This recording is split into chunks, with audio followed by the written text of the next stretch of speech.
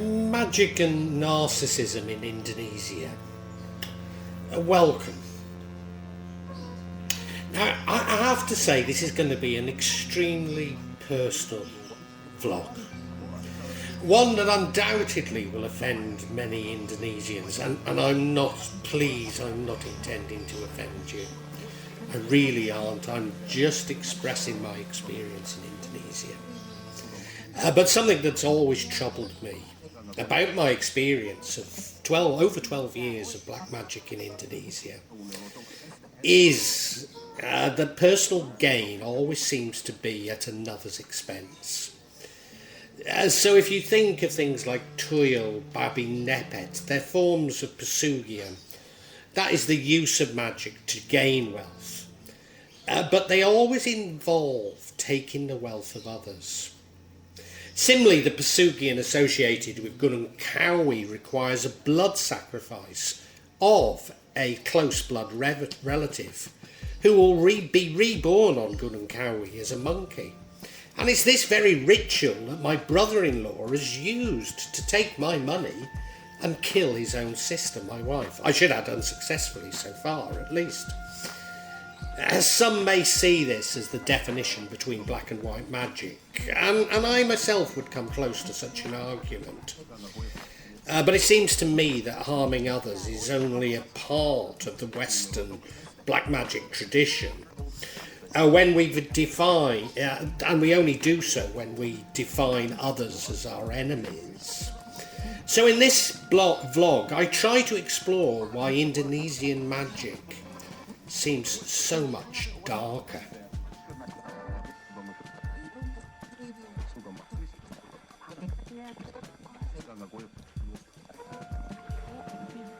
Tantra.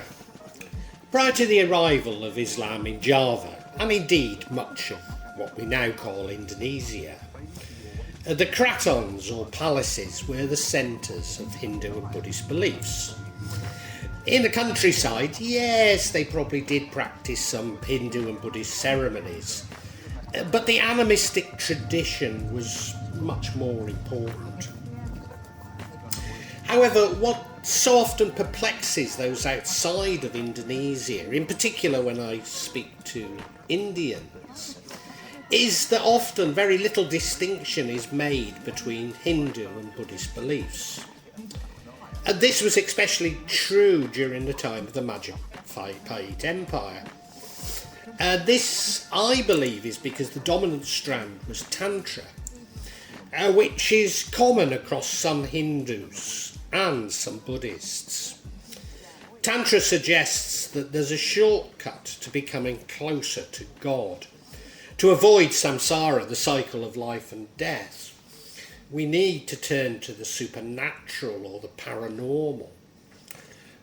Often this is done by allowing a spirit, sometimes seen as a ghost or a jinn, to possess oneself, and following the wishes of this spirit rather than our own free will. And it's seen as allowing us actually following God by following their commands, however dark they may seem.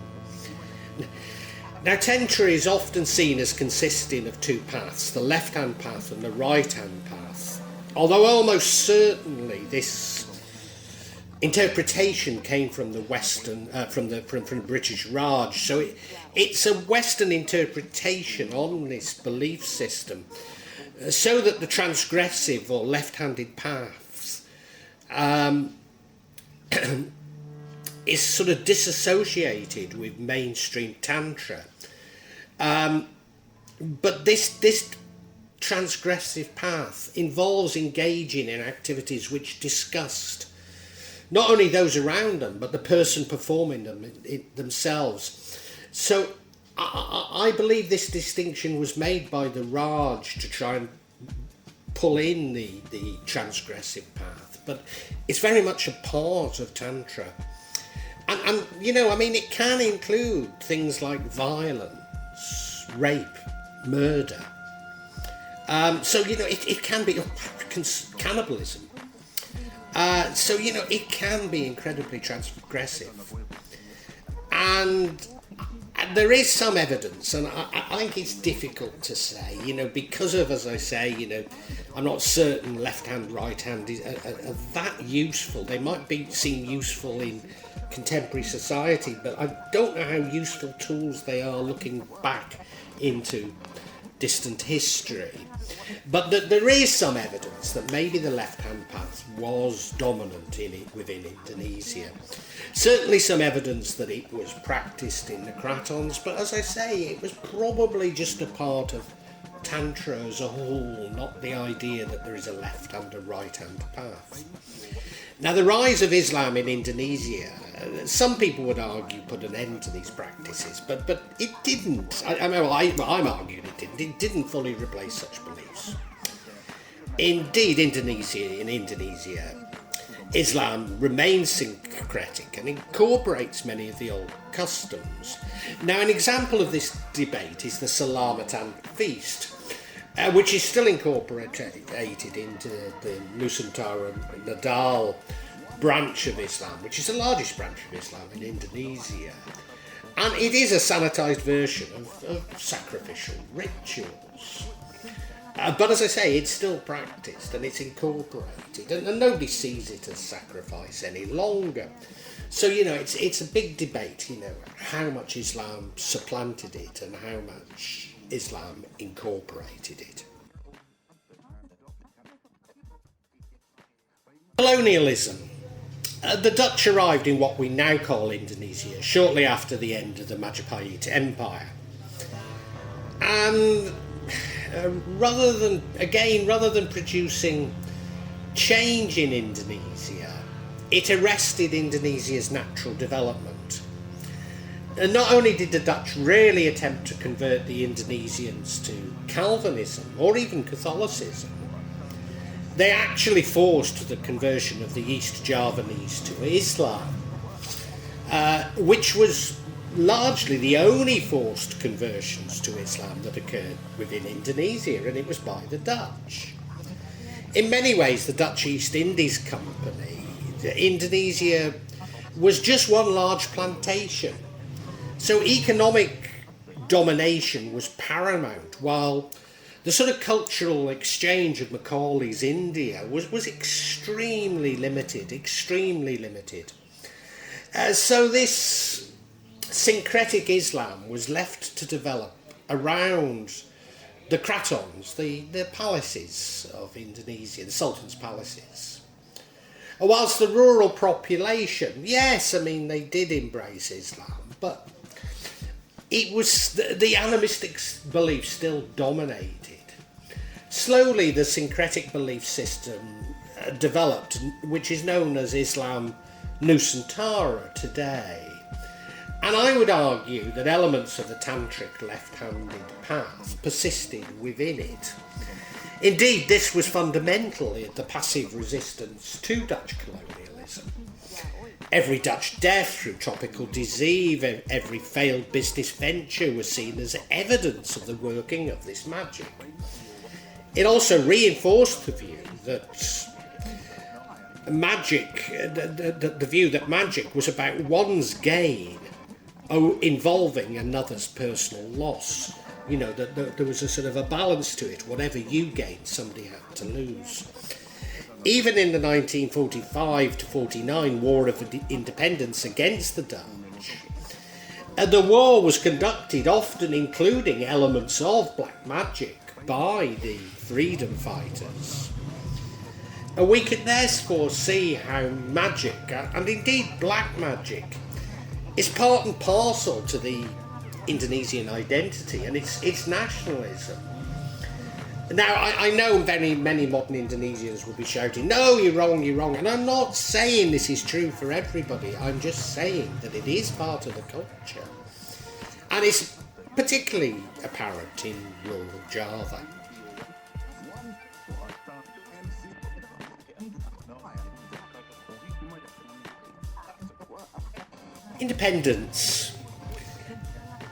Independence came to a new nation because, of course, it had been a collection of islands ruled initially by the Dutch East Indies Company and then directly by the Dutch. And so the priority was to unite these disparate, there were wars, so you might want to call it desperate, but disparate ethnicities and cultures. Even today, Indonesian identity is more defined by what they are not, i.e. they're not foreigners, they're not bullays, than what you can observe as being a common identity across all Indonesians. And where this common identity does exist, it's all too often a Javanese identity, and therefore that's resented by the non-Javanese, particularly people in the east of Indonesia. So if you visit the eastern islands of Indonesia, you'll often be taken to one side and they'll complain like mad to you about the Javanese. But this really just means the sort of hegemony that comes from the most populous island in Java. Well, no, they are complaining about Javanese culture as well, to be honest. Whilst rich in resources, Indonesia was still largely a plantation economy. And now, I don't want it to be seen that I'm criticising the heroes of the revolution, but in many respects, and I hold them in the highest regard, I really do, Indonesia, in many respects, was like a newly independent African nation. And to a degree it still is. It is like an African country that's been sort of dumped in the middle of Southeast Asia. The power of the Kratons was curtailed in all but Jogja, in recognition of the support the Sultan of Jogja had given to the independence movement. Indeed, it was it's where the original capital was based of the independence movement. Much of the old royalty was subsumed into Indonesia's middle class. But the diminishing power of the Kratons meant that the traditional locus of power, and therefore a stabilising factor, was removed. The Kratons were also the preserver of the Kejawen beliefs, or the older beliefs, customs and literature. And whilst this persists today, especially in Jogja, their diminishing powers meant that the focus has also waned. With the rural animistic belief system remaining largely unchecked, although of course Islam is merging and transplanting it depending on where you go. And sometimes both at the same time, so it's a complex picture. The early leaders attempted to mirror the paternalism of the Kratons, whilst attempting to build a modern country and modernise the country. As I say, independence was inextricably linked to magic, so its use also remained unchecked.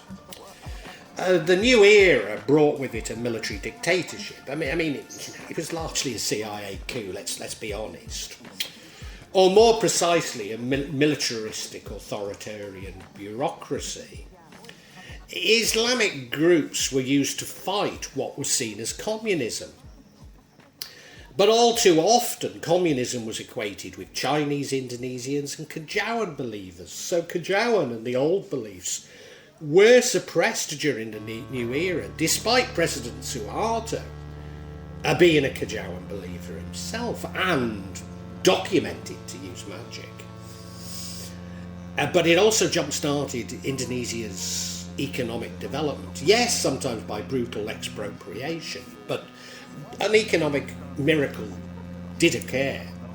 It seeded the seeds of its own destruction, so it brought about the economic crisis of 1998, which saw the end of the new era. And this brought in with it democracy. So, yeah, Indonesia's the, third largest democracy in the world, it's said. It's a young democracy, yes. But the third largest, and it's is it the only democratic country in Southeast Asia? Well, we could debate that, but it's probably the most democratic country in Southeast Asia, let's put it that way. The legacy, however, is an ineffective legal system. It's being changed right at the moment, but I'm not too certain we have a better one. And there's no recourse to the rule of law for the majority of Indonesians. And the same could be said of the health system. Yes, there is a health insurance now, but there's all sorts of problems with it. For the poor of Indonesia, it's very difficult to get access to decent health. And that magic should persist, filling the void of an inadequate legal and medical system, should come as no surprise. So in rural areas like Gunung Kidul, where I live, dukun and healers fill this void. Yes, they're often fraudulent, they're often ineffective, but that's not universally true.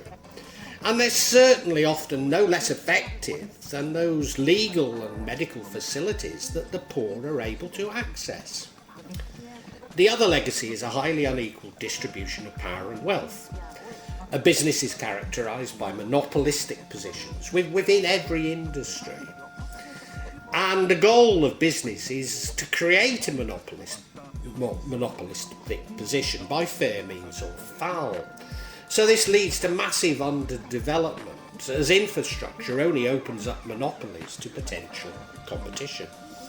The state, and maybe all states are like this, and it's just apparent to me in Indonesia, but it's very much a partner to this business structure, and so therefore is rendered largely ineffective in reducing the massive inequalities which exist in Indonesia.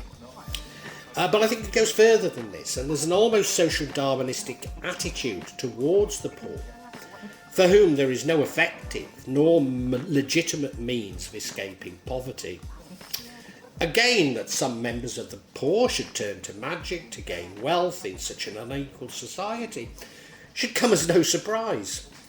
Indeed, rather than promoting the myth of an Indonesian dream, if you like, the wealthy are often seen to have come by their wealth through the use of magic.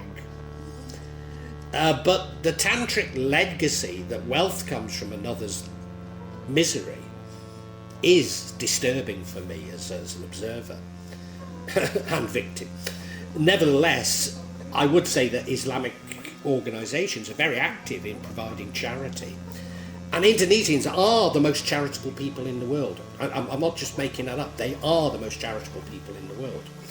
Indeed, Indonesians are amongst the most friendly, welcoming and generous people in the entire world. Yes, a minority would take the shirt off your back, but the majority would give you their own shirts. After all, I married an Indonesian girl who's the sweetest, kindest and most loving person I ever met. And I'm currently considering taking up Indonesian citizenship and renouncing my British citizenship. So I am a fan.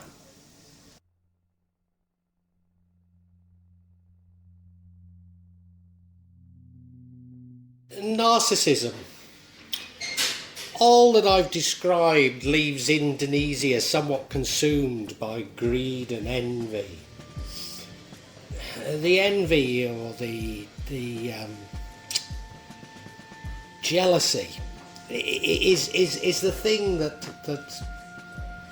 has left a lasting impression on me. I'm not saying other nations aren't envious and jealous, but it's so apparent in Indonesia. It certainly appears to have more than its fair share of psychopaths and narcissists. As everywhere, these people rise to the top of all organisations. But you'll find plenty amongst them, amongst average Indonesians. Although I must emphasise that this is still a minority. I'm not saying all Indonesians are like this. And I feel the need to emphasise this because of these narcissists are incredibly thin-skinned, especially when a foreigner says anything critical about Indonesia. They're so insecure. No, there aren't more narcissists than any other country. Maybe the US, Russia or Saudi Arabia takes that crown. But there are a lot in Indonesia. I recently mentioned on another channel that most of Vietnam's coffee production was poor quality Robusta, which is freeze-dried for instant coffee.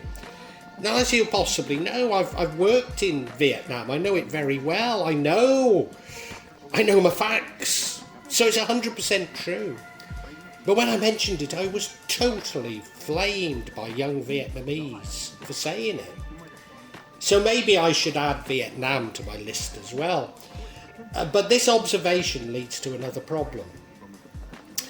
Both Indonesia and Vietnam are amongst the most active users of social media in the entire world. And this is creating an explosion of narcissism, particularly within the young. Yes, it is occurring everywhere. Yes, everywhere this is happening, and I comment on it a lot. But it's probably in direct proportion to the young's use of social media. Narcissists, by their nature, see their gain and happiness as always being tied to the expense of others. Indeed, they're addicted to consuming the ego of others. But of course, in Indonesia, this merges with the remnants of left-handed Tantric tradition. Narcissists are eternal pessimists, always seeing the glass as half empty. And of course, this is just a reflection of their own self-loathing. But this means that they look to take for themselves in all situations, even if this means biting the hand that feeds them. Empaths, by contrast, are natural optimists, seeing the glass as being half full. They seek win-win situations where they and others can gain. So despite the massive attempts at nation building within Indonesia and the regular promotion of malignant nationalism, particularly around election time, there's no real concept of the public good. Politicians may try to appeal to it, but they don't behave as though there's a public good. All you see is rampant self-interest. So there can be no effective economic development within a nation, without a notion, of a community being in it all together. Business flourishes where there's a mutual trust relationship, but Indonesia has a mutual distrust. Again, there is nothing unique about the Indonesian economy, nor what I described. It's simply that I'm aware of it in Indonesia. But should Indonesians not want to compare themselves to the best in the world? Should they not strive to be in the best in the world, instead of just posting on social media that they are? Not to be proud of not being as unequal as South Africa, not as corrupt as Nigeria, and not as racist as India. These aren't accolades to seek. So does this all explain why magic seems so dark in Indonesia? Well, maybe. Maybe it does. Of course, I need to emphasise yet again, this is a very personal reflection. A reflection based on me having endured over 12 years of the darkest magic from my neighbour's family, aimed at killing me and my immediate family.